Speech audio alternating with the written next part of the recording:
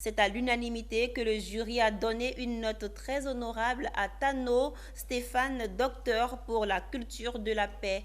Un verdict qui tombe après des heures de soutenance de sa thèse sur les conflits entre agriculteurs et éleveurs dans le Gbeke, région située dans le centre de la Côte d'Ivoire. Le récit de Walter Kofi.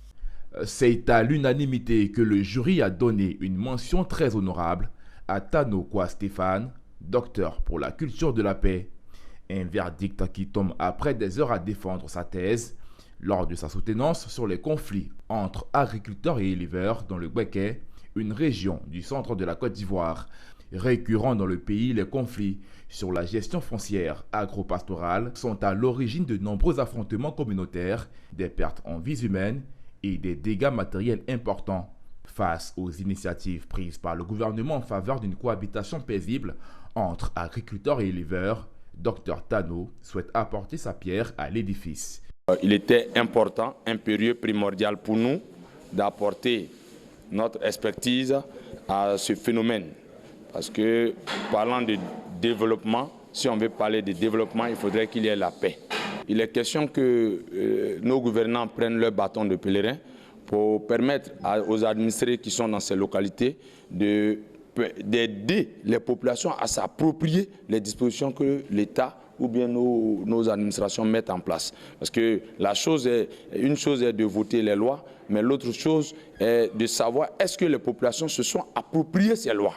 Donc c'est en cela que, si vous voyez la théorie qui a été utilisée lors de notre recherche, nous avons parlé de l'une des théories qui parle de la théorie de la communication sociale.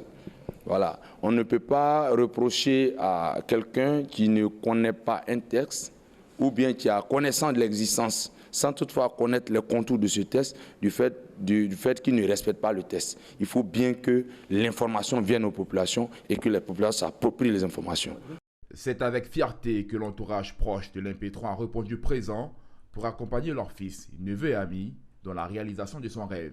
Celui de par son intellect a contribué à la consolidation de la paix en Côte d'Ivoire, une promesse faite à son père qu'il a tenu à honorer. En tout cas, je suis contente. Mais d'une part, son papa est décédé, ça fait 2 ans. Donc, ce qui fait que je me sens vraiment seule. Mais c'est Dieu qui a voulu. Donc, je suis contente de lui. Mais c'était le rêve de mon oncle, de son vivant. Malheureusement, aujourd'hui, il n'est pas là. Mais la vie continue.